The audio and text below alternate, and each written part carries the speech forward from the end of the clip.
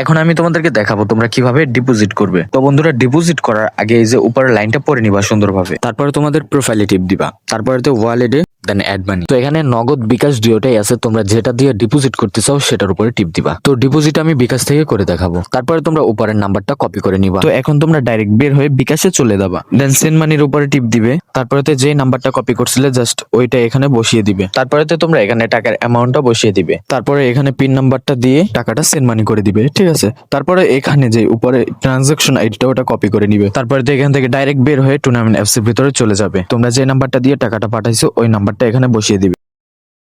তারপরে এই নিচেরটাতে তোমাদের ওই ট্রানজাকশন আইডিটা বসিয়ে দিতে হবে। তারপরে তোমরা এই ডিপোজিটের উপরে টিপ দিবা, তাহলে দেখতে পারতেছো অটোমেটিক্যালি টাকাটা অ্যাড হয়ে গেল।